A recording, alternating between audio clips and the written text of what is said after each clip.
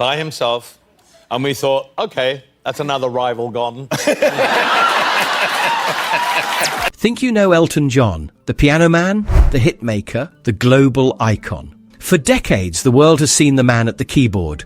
A whirlwind of rhinestone glasses, feathered boas, and beloved melodies that became the soundtrack for generations. But beyond the sold-out stadiums and chart-topping success, there was another side to the Rocket Man, a fierce competitor who fought his battles not on the charts, but in the court of public opinion. Sir Elton lived by a simple philosophy he once shared with The Guardian. What's the point of being in this business if you can't speak your bloody mind? This wasn't just an excuse for a sharp tongue. It was a crusade against what he considered the cardinal sins of pop stardom: lip-syncing, uninspired songwriting, and taking fame for granted. His critiques weren't just gossip column fodder. They were fundamental clashes over art and celebrity, turning private dismissals into public declarations of war. Each of these 6 rivalries illustrate how the Rocket Man's blistering assessments left fellow superstars reeling and shaped the industry in ways you never imagined. Number 1. The Rolling Stones. The most enduring of Elton's musical grudges centers on rock's eternal bad boys, the Rolling Stones. Their feud has simmered for decades, starting in the mid-70s when both acts dominated charts worldwide. During a now infamous backstage encounter at Madison Square Garden, Elton dismissed Mick Jagger's solo aspirations with a cutting remark: "Darling, not everyone can pull off both the band and solo career. Some of us were born for solo stardom. Others should stick with their day jobs." What truly drove Elton mad was the Stones' refusal to evolve while maintaining their rebellious image. In a scathing 2011 interview, he didn't hold back. "What's so rebellious about still trying to be the bad boys of rock in your 60s? True rebellion is musical evolution, not the same 3 chords for decades." The rivalry intensified when Elton's theatrical performances began making the Stones' shows look primitive by comparison. According to Keith Richards' tell-all memoir, Mick was absolutely furious when Elton's elaborate Madison Square Garden spectacles in the 70s upstaged their straightforward rock approach. Elton's response? If they spent less time trying to look cool and more time on the music, maybe they wouldn't need to worry about being upstaged. Even in recent years, the bad blood continues flowing. When asked about the Stones' 50th anniversary tour in 2013, Elton delivered perhaps his most devastating critique yet. "Celebrating longevity is one thing, but shouldn't there be something new worth celebrating in those 50 years? The comment left music journalists speechless, and the Stones camp scrambling to respond. But this wasn't even the most shocking celebrity rivalry Elton engaged in during his career. Number 2. Oasis. The battle between Elton John and the Gallagher brothers erupted like a champagne bottle, explosive and impossible to ignore. Their clash perfectly captured the divide between polished professionalism and raw 90s Britpop attitude.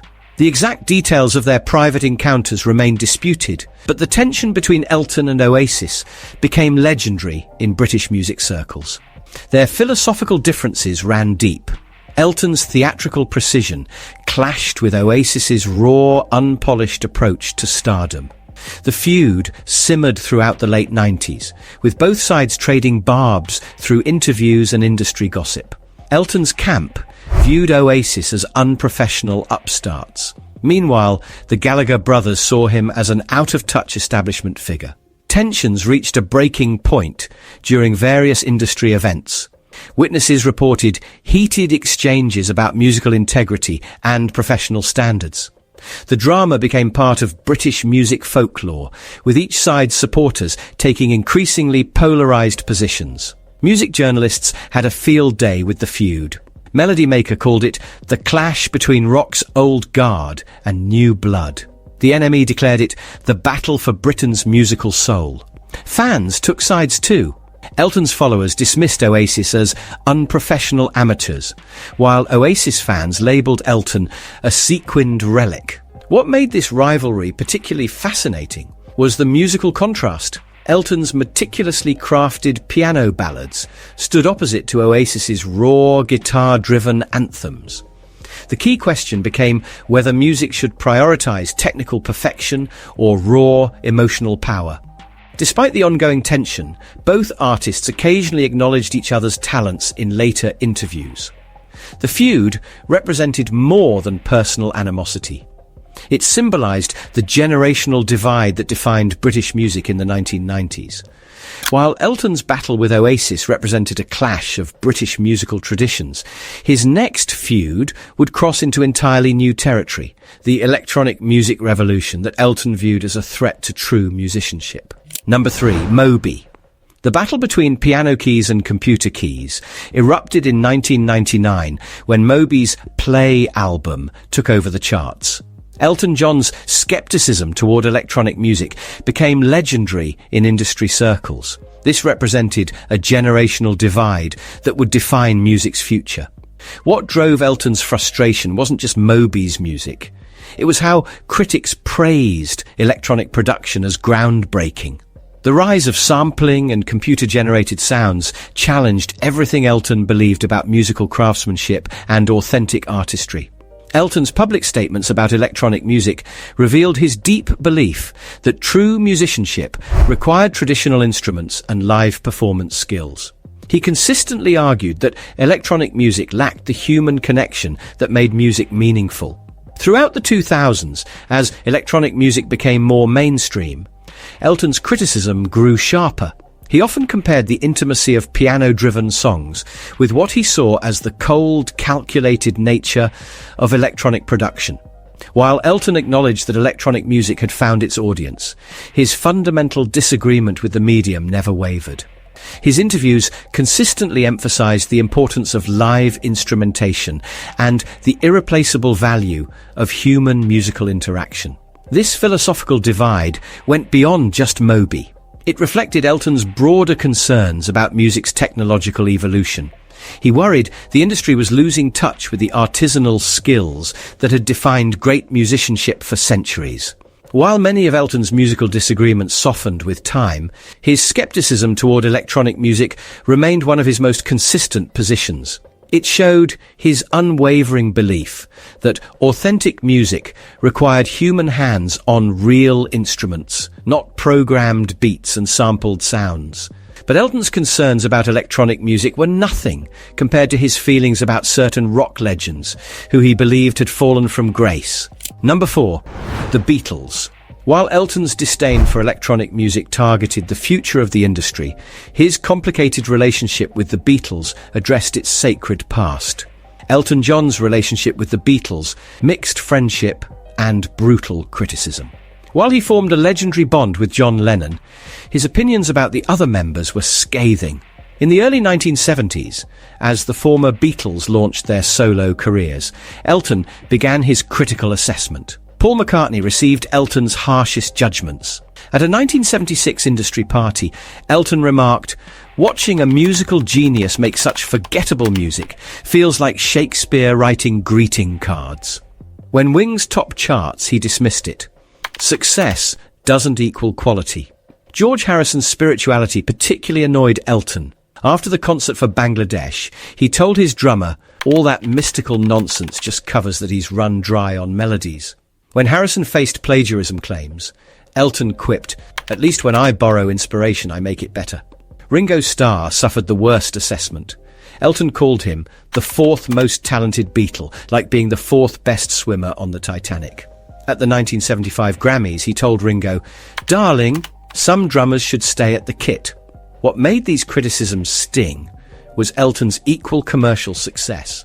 After McCartney's Grammy nomination, Elton told Rolling Stone, "Some of us still make relevant music without reminding everyone what band we used to be in." Ironically, Elton maintained his friendship with Lennon, proved he respected the Beatles' legacy. In his memoir, he wrote, "Great bands rarely produce equally great solo careers." Everything changed when Lennon died in 1980. Elton locked himself away for days, emerging with newfound respect for all Beatles. Yet he still delivered one final barb at McCartney's 1982 album, "Even grief can't make mediocrity sound profound." This bitter assessment would define their relationship for decades. If Elton's relationship with the Beatles was complicated by friendship and tragedy, his rivalry with another theatrical rock powerhouse would prove even more complex. A battle between two queens for the same musical throne. Number 5. Queen. While known for sequins and piano ballads, Elton John's complicated relationship with Queen reveals how personal chemistry and artistic differences created one of music's most fascinating rivalries. The tension between these theatrical powerhouses simmered throughout the 1970s and 1980s. It was fueled by their similar flamboyant styles and competing visions of rock stardom. When Bohemian Rhapsody topped the charts in 1975, it represented everything Elton found frustrating about Queen's approach to music. He told his manager John Reid that Queen's elaborate production style felt excessive compared to his more direct songwriting approach. What truly created friction was how critics constantly compared Freddie Mercury's flamboyant stage persona to Elton's own theatrical performances. Both artists filled similar space in the public imagination. Flamboyant, theatrical rock stars who pushed boundaries through costume and spectacle.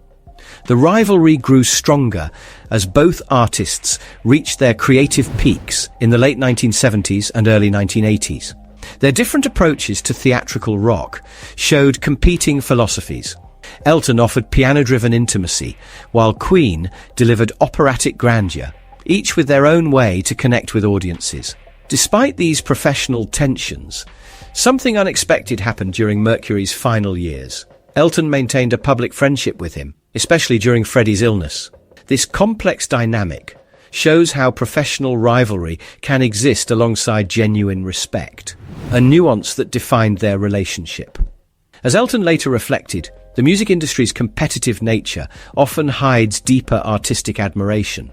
The relationship between these two theatrical giants proved that even the fiercest professional competitors can find common ground in their shared dedication to pushing musical boundaries. Sir Elton John's feuds weren't just celebrity squabbles. They were passionate declarations of an artist who refused to separate his music from his truth. From dismissing the Rolling Stones as stuck in a time warp to calling out Oasis's unprofessionalism, Elton's sharp tongue cut through the industry's polite facade like his fingers across piano keys.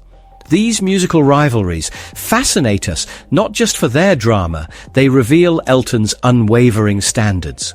While others chased trends, he demanded excellence, authenticity, and respect for the craft.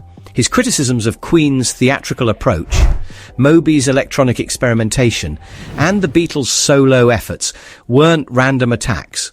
They were defenses of his musical philosophy. So what drove this piano legend to target his peers so ruthlessly? As we've seen, it wasn't simple jealousy, but a fierce commitment to his vision of what music should be. Even now, approaching his 6th decade in the spotlight, Elton remains unapologetically himself, a rare quality in an industry built on image and compromise.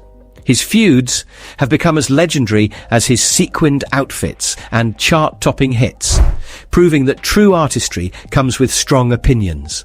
The piano legend once told an interviewer, "I didn't survive this long by keeping my mouth shut or my fingers still." Perhaps that's the real lesson of Elton's musical battles. Sometimes the greatest artists are also the most difficult, the most demanding, and the most willing to speak uncomfortable truths. Perhaps Elton's willingness to make enemies was the same quality that allowed him to make musical history, an uncompromising belief in his own artistic vision, regardless of who it might offend.